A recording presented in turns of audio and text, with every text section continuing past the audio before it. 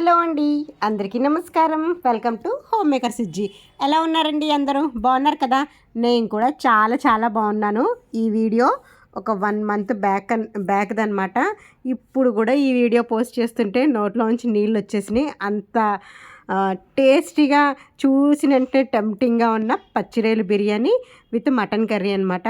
Super taste, సింపుల్గా, పెద్ద హడావిడి లేకుండా ఈజీగా అయితే నేను ఎలా ప్రిపేర్ చేసుకుంటాను అనేది ఈ వీడియోలో అయితే చూపిస్తాను.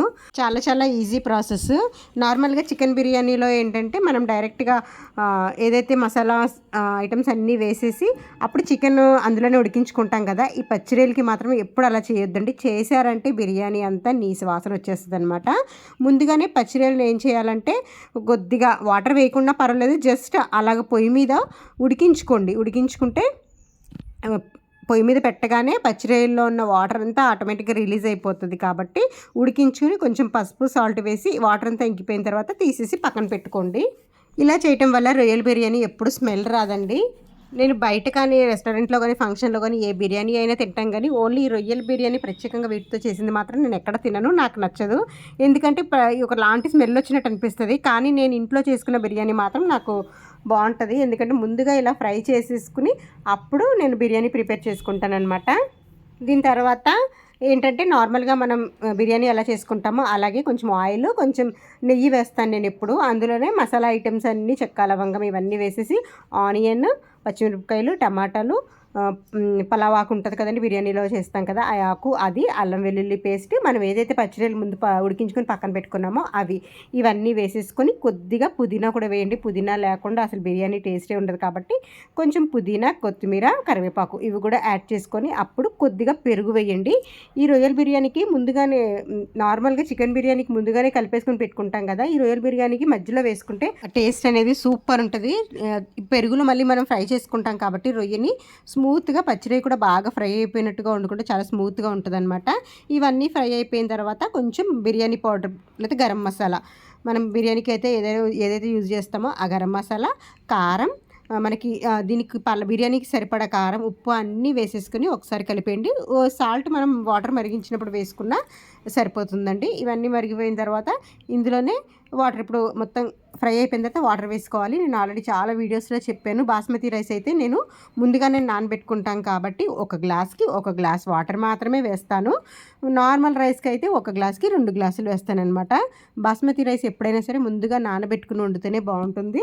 ఆల్రెడీ చాలా నానిపోయి ఉంటాయి కాబట్టి మనం ఎక్కువ వాటర్ వేయనవసరం లేదు. అందులోనే ఆ 1 గ్లాస్ వాటర్తోనే ఉడికిపోతుంది. ఇలా మరిగించినప్పుడే వాటర్ కొంచెం సాల్ట్ వేసేసుకుని మనం ఏదైతే బియ్యం రెడీగా పెట్టుకున్నాం కదా అవి కూడా వేసేసుకుని ఒక 10 మినిట్స్ మాత్రమే హై ఫ్లేమ్లో ఉడికించుకోవాలి. తర్వాత సిమ్లో పెట్టేసి మూత పెట్టేశారంటే చక్కటి పలావ్ రెడీ అయిపోతుందండి. సూపర్ టేస్ట్ ఉంటుంది అనమాట. బాస్మతి రైస్ వాటర్ ఈ క్వాంటిటీలో వాటర్ వేసి చూడండి, చాలా చక్కగా వస్తుంది. మటన్ కర్రీ కూడా రెడీ అయిపోతుందండి. చూడండి, చక్కగా ఒక 10 విజిల్స్ దాకా పెట్టాను అనమాట. ఏంటంటే మటన్ చాలా లేతది కాదు, ముదురు మటన్ అంటారు కదా, అదనమాట. చాలా ఎక్కువసేపు ఉడికించుకుని చాలా మనకి బిర్యానీలో కలుపుకునేలాగా చక్కటి గ్రేవీ వచ్చేలాగైతే మటన్ కర్రీ వండాను. బిర్యానీ కూడా ఇక్కడ రెడీ అయిపోతుందనమాట. చూస్తుంటే అబ్బా నోరు ఊరిపోతుందండి. 1 మంత్ బిఫోర్ అయినా సరే మళ్ళీ చేసేసుకోవాల్సిందే. లాస్ట్ సండే చేశాను కదా, నార్మల్ చికెన్ బిర్యానీ చేశాను.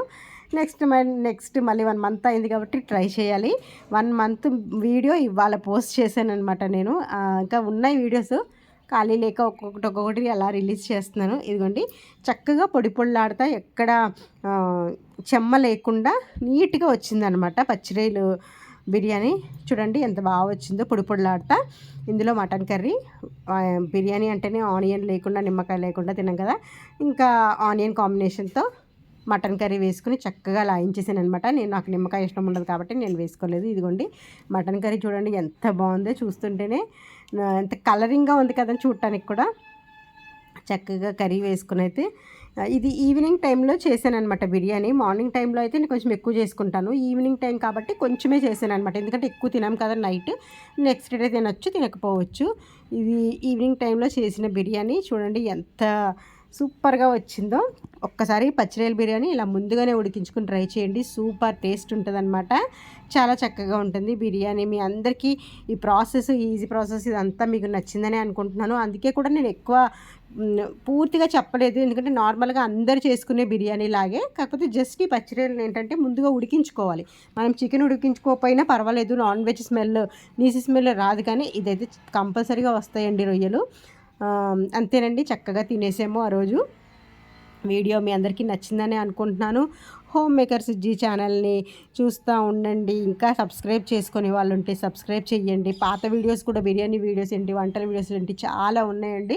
కొత్తగా చూస్తున్న వాళ్ళు ఒక్కసారి చెక్ చేయండి. కొబ్బరి బొండం డెకరేషన్ వీడియోస్ ఉన్నాయి మన ఛానల్లో. ఆల్ ఇన్ వన్ కాబట్టి అన్ని రకాల కంటెంట్స్ ఉంటాయండి, 1-2 కాదు. వీడియో నచ్చితే లైక్ చేయండి, షేర్ చేయండి, సబ్స్క్రైబ్ చేయండి. Thanks for watching. Bye bye.